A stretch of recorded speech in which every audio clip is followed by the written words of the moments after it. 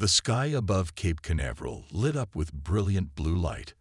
It wasn't a launch or a storm. The massive alien ship hovered silently, its hull shimmering like oil on water. Commander Alan Wright stood on the landing pad, straightening his uniform one last time. "They're early," Dr. Lisa Morgan whispered beside him. Her fingers nervously tapped against her translator device. "Typical. Even aliens don't follow the schedule," Alan replied with a half-smile that didn't reach his eyes. His calm appearance masked the racing of his heart. First contact. Real first contact.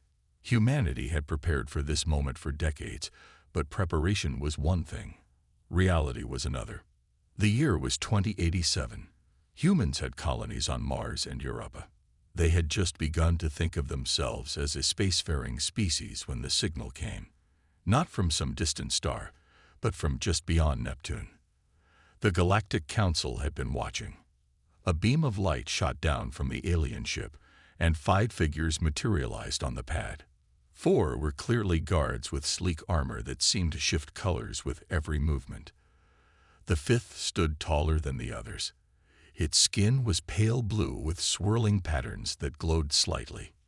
"I am Zax Thriel, representative of the Galactic Council, Federation of the 28 civilized species," the alien said in perfect English. Its mouth didn't move.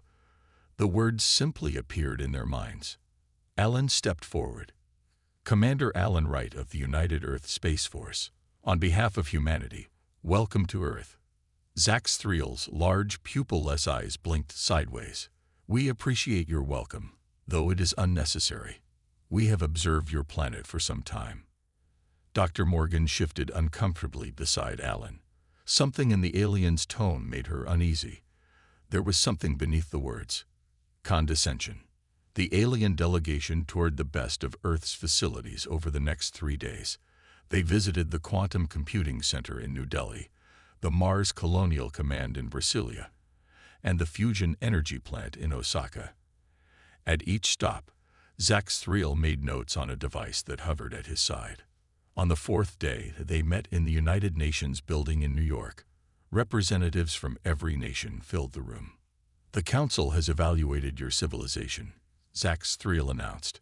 "We will grant Earth probationary status." "Probationary status?"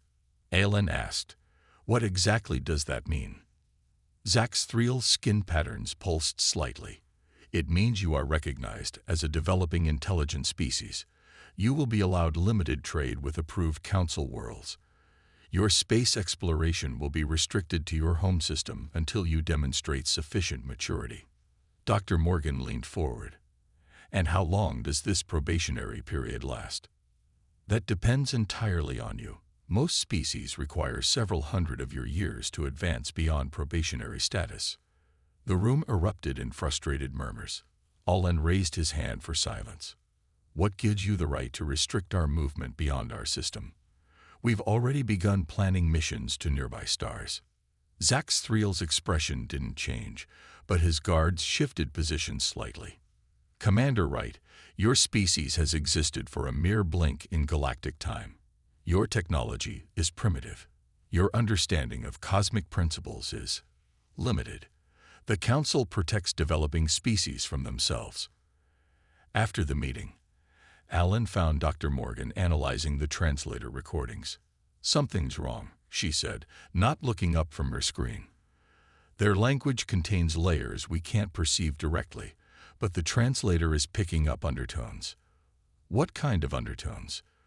When Zax Thriel referred to us as developing, the deeper meaning was closer to barely sentient. When he mentioned our technology, the undertone was laughably simple. Alan's jaw tightened. "They think we're children. Worse, they think we're pets." Later that night, in a secure room beneath the UN building, Earth's leaders gathered. The alien delegation had returned to their ship, unaware of the meeting. "They classified us as Tier 9, General Ramirez said. "Out of 10 tiers, only pre-industrial civilizations rank lower." "Can we refuse their terms?" someone asked. Alan shook his head. "Their ship outguns our entire fleet, and that's just one diplomatic vessel. Dr. Morgan stood. We accept their terms. For now, we learn everything we can. We take whatever technology they're willing to share. And then, Ellen asked. She smiled grimly. Then we show them exactly what humans do when underestimated. 6 months passed. The alien ship that had caused such a stir now seemed almost normal, hovering above New York. People took selfies with it in the background. Street vendors sold alien tacos and T-shirts with bad jokes about probing. But beneath the tourist buzz, plans moved forward. Captain Eric Peterson stood at attention as the council assessment team filed into the Nevada military base. He had been chosen for this demonstration because of his calm demeanor and his ability to follow orders perfectly, especially the order to hold back. Captain, we understand you'll show us Earth's defensive capabilities. The alien scientist, Vordun, had green skin that rippled like wind on water. His 3 eyes constantly moved in different directions. Yes, sir. Though I must warn you, our weapons are quite primitive compared to yours, Eric said with just the right amount of deference. Inside, he smiled. The base they were touring was designed to look 20 years behind current human technology. Eric led them to the firing range where outdated tanks and aircraft performed basic maneuvers. The aliens took notes, occasionally exchanging glances that Eric read as amusement. Vordun inspected a missile launcher. Interesting. You still use chemical propellants and physical explosives. Most species abandon these after discovering gravitic manipulation. We're working on new technologies, but progress is slow, Eric replied, not mentioning the gravitic prototype already being tested at the hidden base in Antarctica. Halfway across the world, Dr. Olivia Martinez was playing a similar game. The quantum physicist sat in her lab at MIT, surrounded by council scientists who had brought a simple alien device for her to analyze. This is a basic molecular scanner. Children use these for science projects, one alien explained. Olivia looked at the device with practiced confusion. She poked at it clumsily, though she had already figured out its operation within minutes of seeing it. Amazing, she said with exaggerated wonder. How does it scan without radiation? The aliens launched into a simplified explanation, as if talking to a child. Olivia nodded eagerly, asking basic questions, all while memorizing every word. Later, she would compare notes with the other 50 scientists who had received similar demonstrations. That evening, council members gathered in their ship. Vordun presented his findings to Zaxthriel. The humans are exactly as we predicted. Their military technology is basic. Their understanding of quantum mechanics is elementary. They show some creativity, but lack the brain structure for true innovation. Zaxthriel's skin patterns shifted to indicate satisfaction. Then we can proceed with minimal oversight. Classify them as non-threatening with limited adaptive capacity. Should we allow them access to the information network? Another council member asked. Give them the public archives only. Restrict anything beyond basic sciences. Their brains would be overwhelmed by advanced concepts anyway. The council members laughed in their way, a rippling of skin patterns that flashed bright colors. None of them noticed the small maintenance drone in the corner of the room. None of them realized it contained human-made recording equipment, capturing every word. The next morning, Commander Wright sat in a secure underground room with Dr. Morgan and 20 world leaders. They watched the recording from the council ship. So they think we're stupid, President Garcia said. That works in our favor. Ellen nodded. They're giving us access to their basic information network. Dr. Morgan's team has been studying their language. We think we can hack deeper access without them noticing. Captain Peterson reports they completely fell for the outdated military display. General Ramirez added, They've classified us as non-threatening. Dr. Morgan pulled up images on the screen. These are scans of the alien technology they've shown us. We're already reverse engineering several components. Their children's toys are teaching us principles that would have taken us decades to discover on our own. How long until we catch up? President Garcia asked. Ellen looked around the room. At this rate, years, not decades. They think we're still playing with blocks while they build skyscrapers. They don't realize we're taking apart their building materials to see how they work. And when they find out, someone asked nervously. By then, Dr. Morgan said with a smile, we'll be ready. 2 years passed since first contact. To the Galactic Council, humans remained simple creatures taking baby steps into the universe. To humans, these 2 years had been a sprint of learning and secret advancement. Engineer Jack Harrison stood in the massive underground facility beneath the Rocky Mountains. Around him, hundreds of scientists and engineers worked on technology that officially didn't exist. I found it, Jack said, holding up his tablet for Dr. Morgan to see. A loophole in council law. Lisa Morgan had been promoted to head of alien relations. She took the tablet and read carefully. Section 27.3. Developing species may advance defensive technologies at their own pace without oversight if such advancements do not include weapons of mass destruction or faster-than-light capabilities, she read aloud. They never defined defensive technologies, Jack explained, his eyes bright with excitement. Their laws were written for species who think like them. They assume everyone shares their definitions. Lisa smiled. And in human history, the best defense has always been a good offense, Jack finished. We can develop almost anything as long as we can argue it's for defense. Word spread quietly through Earth's hidden research centers. Weapons became defensive deterrents. Faster engines became evacuation systems. Communication technology became early warning networks. On the surface, humanity played its part. They built the approved colony on Europa, using council-approved technology. They traded limited resources with alien merchants. They asked simple questions and expressed childlike wonder at alien achievements. Meanwhile, Lieutenant Samantha Wells led a team of covert operatives on a mission to the Council space station orbiting Jupiter. Disguised as maintenance workers, they planted tiny data collectors throughout the station. Remember, Sam whispered to her team. Act impressed by everything. Ask basic questions. Play dumb. The aliens never suspected that the humans chatting with them in the station's dining area were gathering intelligence. The aliens spoke freely, sharing military information the humans wouldn't understand anyway. Back on the council mothership, Trade Representative Glixpor brought concerns to Zaxthriel. The humans have been requesting unusual materials, quantities of rare elements that seem excessive for their approved projects. Zaxthriel dismissed the concern with a wave of his four-fingered hand. They are inefficient with resources. Their manufacturing processes waste much. But some of these elements are primarily used in advanced shielding and they probably don't even know the proper uses, Zaxthriel interrupted. They're likely experimenting with basic applications. Let them play with their new toys. Only one council member took humans seriously.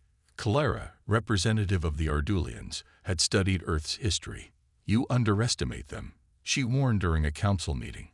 They advanced from primitive flight to space travel in less than 70 years. Their history is filled with rapid technological leaps during times of need. The Ardulians always exaggerate, another council member said with a dismissive color flash. Remember their warnings about the Centauri. Nothing came of that. Kilara's skin darkened with frustration. The Centauri weren't humans. Humans are different. Her warnings fell on deaf ears. Beyond Neptune, in the shadow of a small moon, the first human-designed faster-than-light drive was being installed on a ship named Defiance. The ship had been built in sections on Earth, disguised as parts for mining operations, then assembled in secret. Captain Alan Wright, now Admiral Wright, watched the final preparations from a secure video feed. How much longer? He asked the chief engineer. 24 hours until the first test. If it works, we'll have matched in 2 years what took the Council 500 years to develop. Dr. Morgan stood beside him. Will they detect it? No.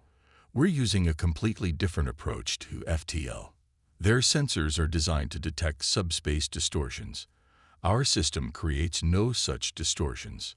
And if the test succeeds, Admiral Wright's face remained serious.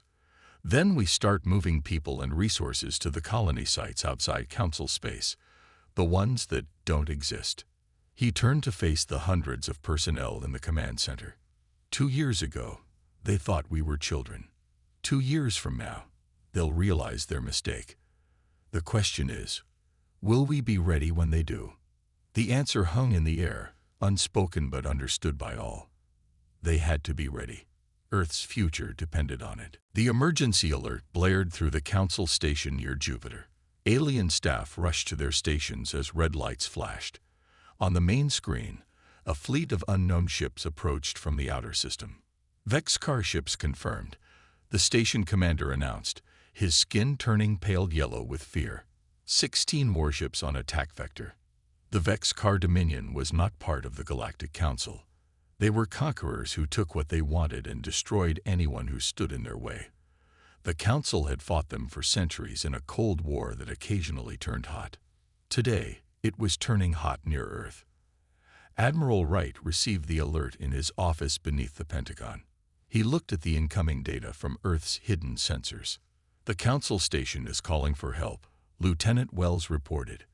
Their nearest defense fleet is 3 days away. And the Vex-Car will be there in hours, Admiral Wright said quietly. How many people on that station? Over 2,000, mostly scientists and diplomats. Wright's face hardened. He pressed a button on his desk. This is Admiral Wright. Initiate protocol revelation. I repeat, protocol revelation is now active. Across the solar system, hidden human ships powered up. Crews ran to their stations. Weapon systems came online. On the bridge of the U.S. Guardian, Captain Kelly Rodriguez received her orders. We're revealing ourselves. Now, her first officer asked. Those are our orders, Kelly replied, strapping into her command chair. The Council station is defenseless. We can't let 2,000 people die when we can stop it. The Council forbids us from having these ships. They'll punish Earth for this. Kelly smiled grimly. Let them try. All ships prepare for FTL jump. Target coordinates. Jupiter Station Defense Zone. At the Council station, panic spread as the Vex-Car ships closed in. The station's shields were designed for radiation protection, not military defense. Send another distress call, the commander ordered. The nearest Council ships still report 3 days transit time, his communications officer replied. Then we are lost, the commander said. His tactical officer suddenly straightened in surprise. Sir, detecting multiple FTL signatures, ships dropping out of faster-than-light travel nearby. Council ships, they cannot have arrived so quickly. No, sir, the officer said in confusion. They are human vessels. On the main screen, 12 sleek ships appeared. Their design was unlike anything the Council had seen before. They moved with impossible speed, taking up defensive positions around the station. This is Captain Kelly Rodriguez of the Earth Defense Fleet, came a transmission. Jupiter Station, we are here to assist. Please divert all power to your life support systems and let us handle the Vex-Car. The Council commander stared in shock. Earth has no defense fleet. They are a Tier 9 civilization with minimal space capability. Sir, his tactical officer said weakly, scans show those human ships have energy readings matching Tier 3 technology. The Vex-Car saw the new arrivals and adjusted their approach. They fired the first shot. A plasma torpedo aimed at the station. A human ship intercepted it with a shield technology the Council had never seen before. Then the human ships returned fire. What followed astonished the watching Council members. The human vessels moved with unpredictable patterns, their weapons cutting through Vex-Car shields. They communicated with each other using methods the Council couldn't intercept. In 20 minutes, the battle was over. The Vex-Car retreated, leaving 3 destroyed ships behind. Not a single human vessel was lost. As the Guardian docked with the station, Captain Rodriguez prepared to face the Council commander. She knew the real battle was just beginning, the political one. On Earth, Admiral Wright was already in an emergency meeting with Council Representative Zaxthriel. "You have violated our most sacred laws." Zaxthriel's skin flashed angry patterns. "Developing forbidden technology, building military vessels, hiding your true capabilities. We saved your people," Wright replied calmly. "That is irrelevant. High Counselor Nexthaler demands you explain these treaty violations immediately." Wright's expression didn't change. "Tell the High Counselor we'll be happy to explain. In person. Before the full council. You are in no position to make demands." Wright leaned forward. "We just defeated a Vexcar attack force that your military couldn't have stopped in time. I think we're in exactly the right position." The Grand Council chamber was the largest room Admiral William Foster had ever seen. Curved walls rose hundreds of feet, with thousands of seats arranged in rings. Representatives from 28 species filled those seats, their voices creating a hum of tension. Foster stood on the central platform, alone except for Dr. Morgan, who served as his advisor. They had traveled for 3 days aboard a council ship to reach this meeting. Earth's fate would be decided here. High Counselor Nexthaler towered over the other aliens. His body was long and serpentine, with 6 arms and skin that glowed with inner light. When he spoke, the chamber fell silent. "Admiral Foster of Earth, you stand accused of violating the terms of your probationary status. Your species has developed forbidden technologies, built warships, and deceived the Council. How do you respond?" Foster stepped forward. He wore his formal uniform with no weapons. "High Counselor, members of the Council, I come not to deny these claims, but to explain why they were necessary." A murmur ran through the chamber. Most had expected denials or excuses. 2 years ago, your representative classified humans as a Tier 9 civilization. You restricted our development. You limited our access to information. You treated us like children. Foster paused, looking around the chamber. "But we are not children. We studied everything you showed us. We learned. We adapted. We improved." He pressed a button on a small device. Holographic images appeared above the platform, showing human advances in medicine, energy, and propulsion. "In the time you expected us to barely understand your simplest devices, we reverse-engineered and improved them. Where you saw primitive minds, we saw opportunity." The Ardulian representative, Kilera, leaned forward. "I warned the Council about human adaptability. Now perhaps you will listen." Nexthaler's inner light pulsed with anger. "This does not excuse your deception. You built warships when specifically forbidden." "We built defensive vessels," Dr. Morgan corrected, stepping forward. "Your own laws allow for defensive innovation. We simply interpreted that broadly." Foster continued. "More importantly, those ships saved over 2,000 Council lives at Jupiter Station. Had we followed your restrictions, those people would be dead." Before Nexthaler could respond, a Council aide rushed into the chamber. The aide whispered urgently to Nexthaler, whose skin faded to a dull gray. "We have just received word," Nexthaler announced. "The Vexcar Dominion has launched a major offensive. They have attacked Centauri Prime, Rigel Colony, and Ta Ceti Station simultaneously." The chamber erupted in panic. These were core Council worlds with billions of inhabitants. "Our fleets are spread too thin," someone shouted. "We cannot defend all 3. Foster and Morgan exchanged glances. This was not part of their plan, but it was an opportunity. "The Council faces a choice," Foster said, his voice cutting through the chaos. "Continue to treat humans as children and face this threat alone, or accept that we are equals and let us help." "Help?" Nexthaler scoffed. "What can one primitive planet offer against a Vexcar invasion?" Foster smiled slightly. "We have 30 advanced warships ready for deployment. Ships that just proved effective against Vexcar weapons. We have defensive technology your scientists haven't discovered yet. And we have soldiers ready to fight." "And what would you demand in return?" Zaxthriel asked suspiciously. "Full Council membership," complete access to Council technology and information, and an end to the classification system that ranks species by supposed worth. The chamber fell silent again. Then Calera stood. The Ardulian fleet stands with Earth. We have seen their potential. I trust their intentions. One by one, other representatives stood to support Earth. Not all. Many still viewed humans with suspicion or anger, but enough. Nextiller raised all 6 hands for silence.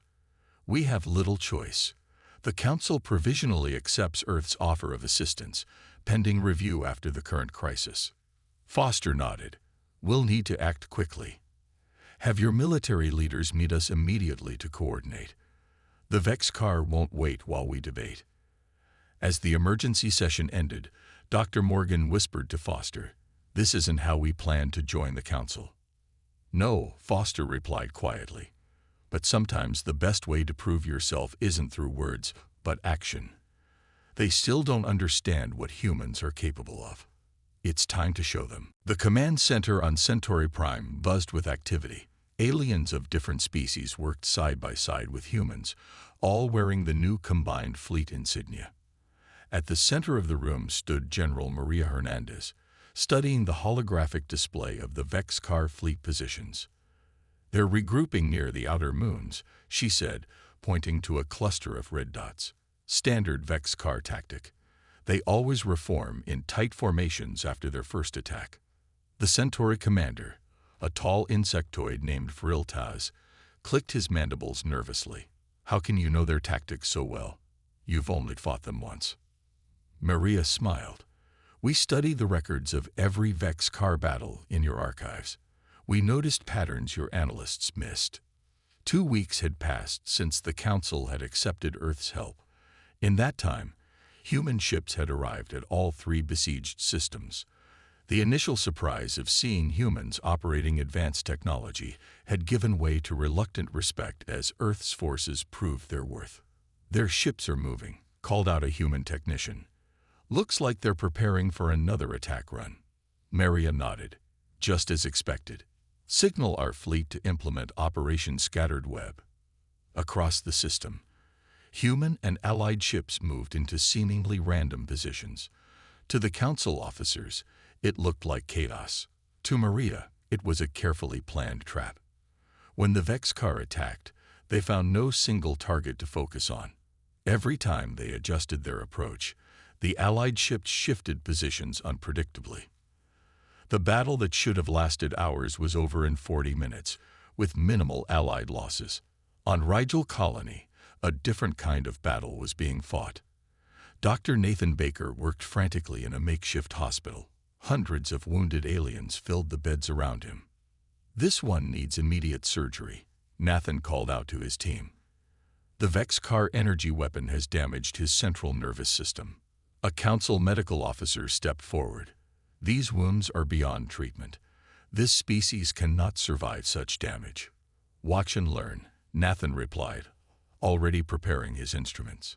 He had modified Council medical technology, combining it with human surgical techniques that the aliens had never considered. 6 hours later, the patient was stable. The Council doctors watched in amazement as Nathan explained the procedure.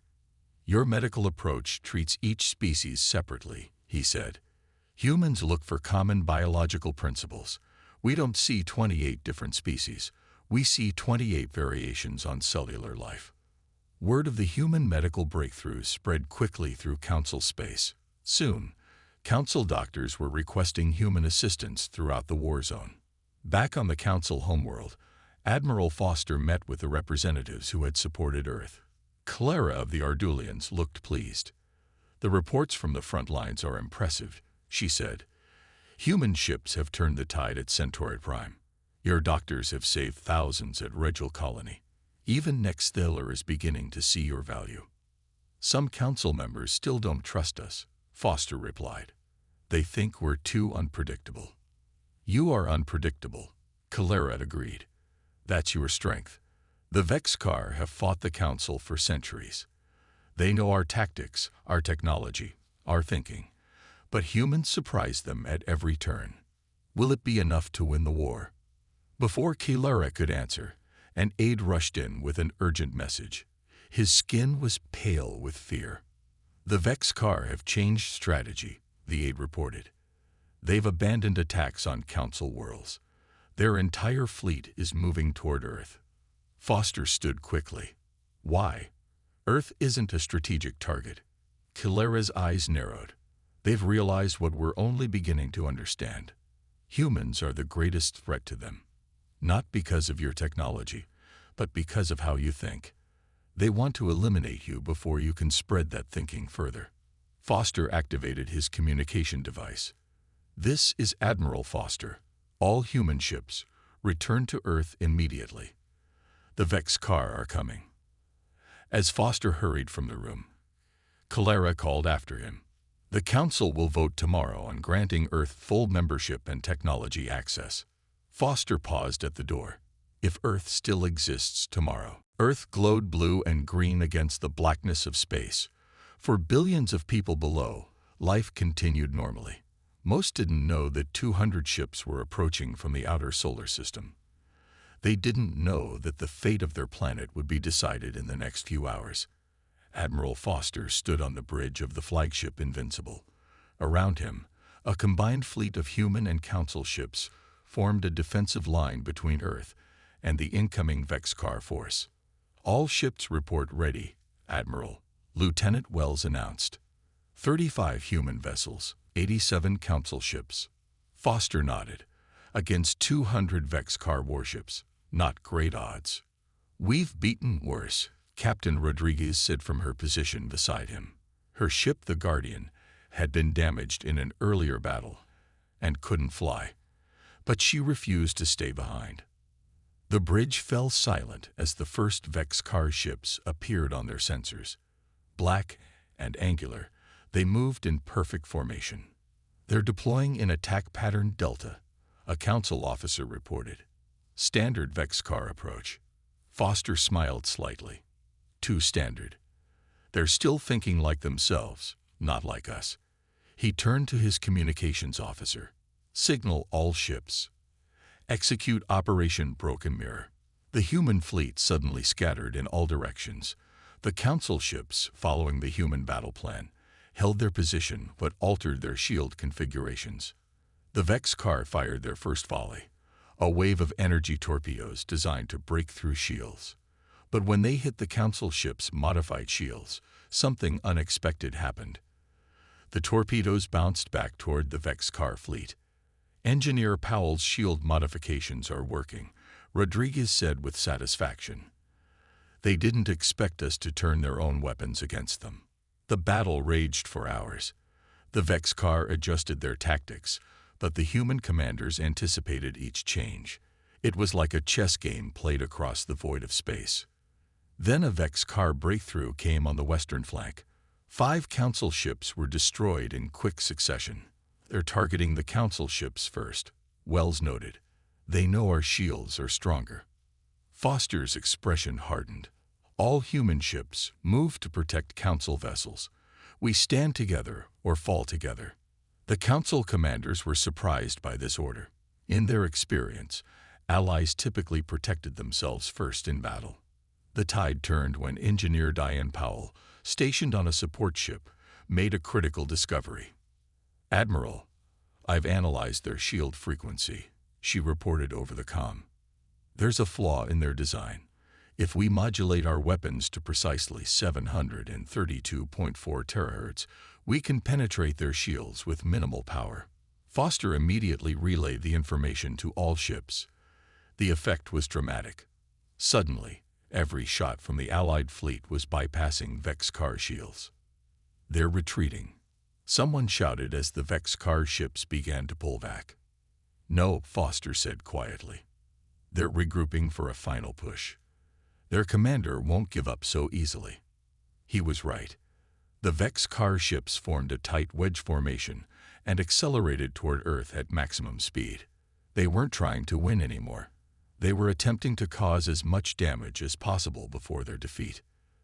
"They're going to break through our line," a Council commander warned. "We can't stop them all."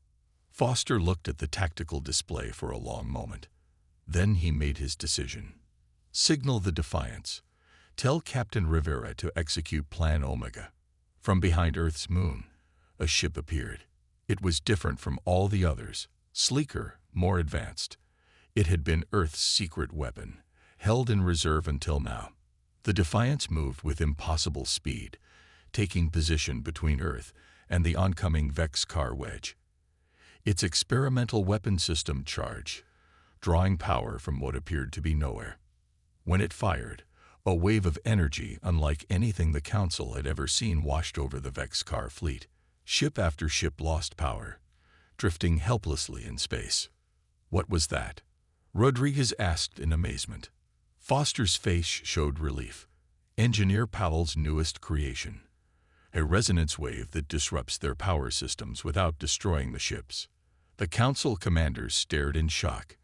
In one move, Earth had neutralized the remaining Vex-Car fleet without killing a single enemy.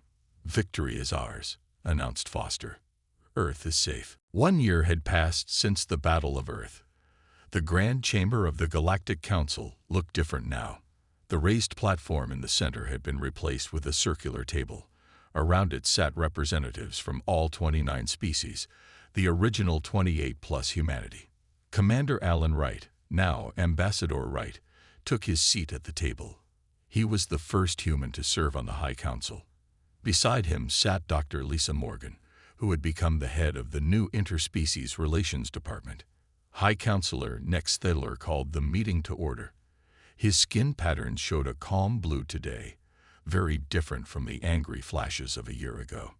"We gather to mark the first anniversary of the Vex-Car Peace Accord," Nex Thedler announced. For the first time in 3 centuries, all known intelligent species live without open conflict. The peace had not come easily. After their defeat at Earth, the Vex-Car had expected annihilation. It was the standard Council response to aggression. Instead, humanity had suggested a different approach. "The captured Vex-Car fleet is fully repaired," reported Admiral Foster from his position at a side table. "As agreed, we have returned 90% of their ships, keeping 10% as part of the treaty terms." The Vex-Car representative, attending a council meeting for the first time in history, nodded in appreciation. "My people are adjusting to peace. It is unfamiliar, but not unwelcome."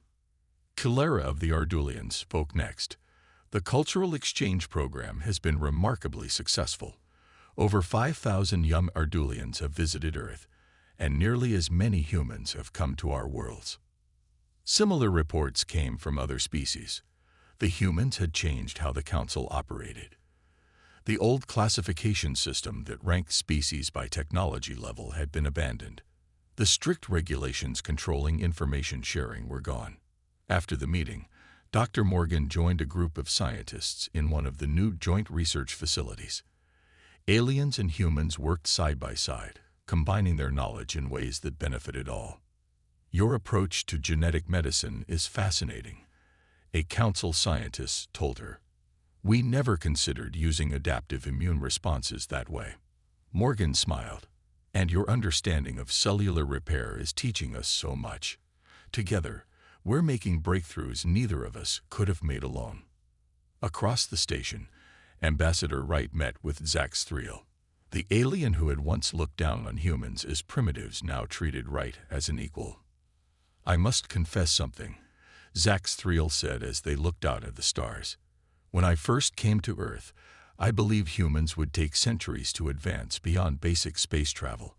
I could not have been more wrong." Wright nodded. "Many species advance slowly and steadily.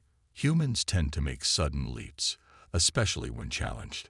A lesson the Council needed to learn," Zax Thriel admitted. "We had become set in our thinking, believing our path was the only path." Later that day, a ceremony was held to welcome the newest members to the Council Academy, the prestigious school where the brightest minds from across the galaxy studied together. Nearly a third of the new students were human. As Wright watched the young humans mingle with alien students, he thought back to that first meeting 3 years ago. How different things might have been if the Council had recognized humanity's potential from the beginning. At the end of the ceremony, High Counselor Nexthaler approached Wright privately. "We have added a new section to the Council archives," Nexthaler told him. "It is called the Human Exception. It will remind future generations never to judge a species by appearances or initial technological level." Wright smiled. "What does it say?" "It says that in a long history of the Council, our greatest mistake was underestimating humanity. But from that mistake came our greatest progress." As the celebration continued around them, Wright looked out at the vast starfield visible through the station's windows. Somewhere out there, thousands of worlds waited to be discovered. New species would be found. New challenges would arise. And thanks to one underestimated species from a small blue planet, the galaxy was ready to face them together.